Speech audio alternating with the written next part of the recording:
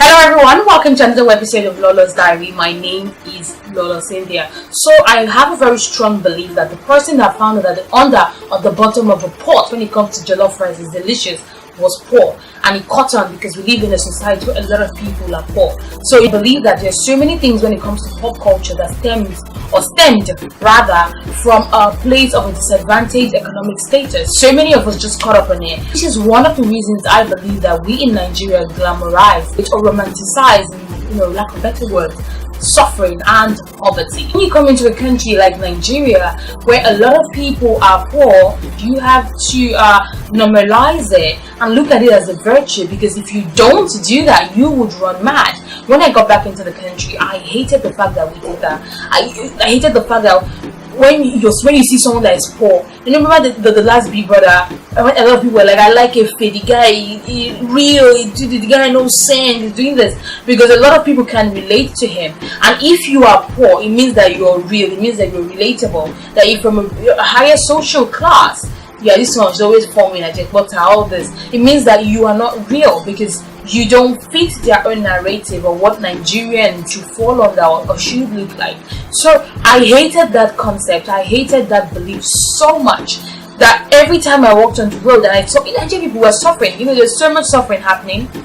You would see people begging on the street, one arm out, someone has elephantiasis on the bridge. All these things. I couldn't function because it was just too much. I couldn't normalize that. I couldn't embrace that. And the only way I could function as a proper human being so as not to lose my sanity is to become okay with it. And I don't know how to express this. One day I was walking on the road and these children and these children that they come and they hold your leg and auntie, give me money now. So this baby held onto my leg. Normally I would give something. If I don't have, I'll be like, stop, I don't have. I was just not in the mood and I'm like, leave me alone, Jerry. And I walked. I couldn't stop thinking about it. I'm like, what is wrong with me? What has happened to my morality? And it occurred to me that it's not like think about people that are suffering. It's that I've seen this every single day, that it's become normal to me. Is that I pass the road, I see people begging and I'm like, God, my heart breaks.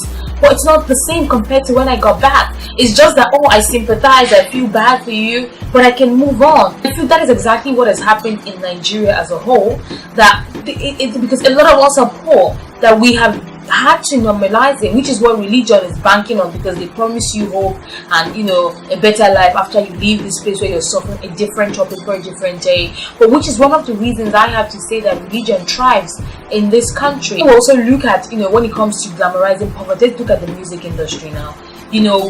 There's always this debate between Davido and Wizkid, and you hear many people say Davido they work now. Davido when Papa get money, just give him money, the guy they blow. Wizkid, the guy came from nothing. So there's already that belief that you're from a rich place, no matter what you do, you're privileged. So you said you cannot.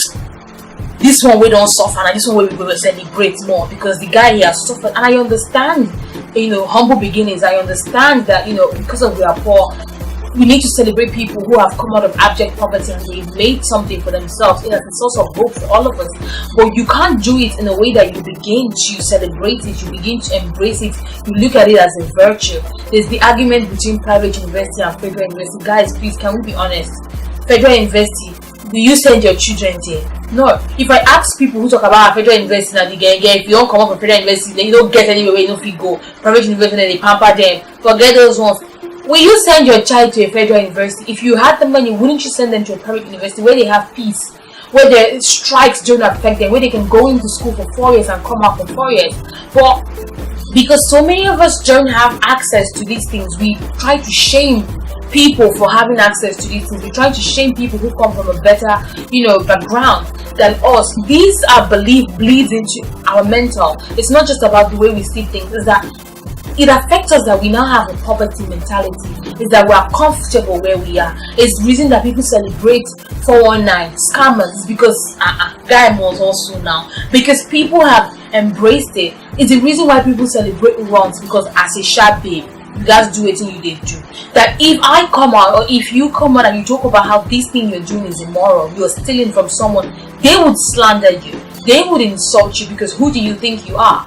Who do you think you are that you can tell us that our way of survival is wrong, especially when we're coming out from this place? So there is so much when it comes to poverty mentality in Nigeria that I feel like we need to start talking about this. Yes, I understand that it's the reality of so many people, but until you begin to find it uncomfortable, that is the only time that you can improve your status. So tell me, do you really think that we as Nigerians, we glamorize suffering, we glamorize poverty, and do you yourself think that you, in a way, glamorize it in a bid to survive, so you don't lose track of your sanity? Just like me, that's the only way I can survive in this country. If you enjoyed this video, check out the other videos on this side of the vlog. My name is Lolo Cynthia, and I will see you next week. Don't forget to subscribe. I love you for watching.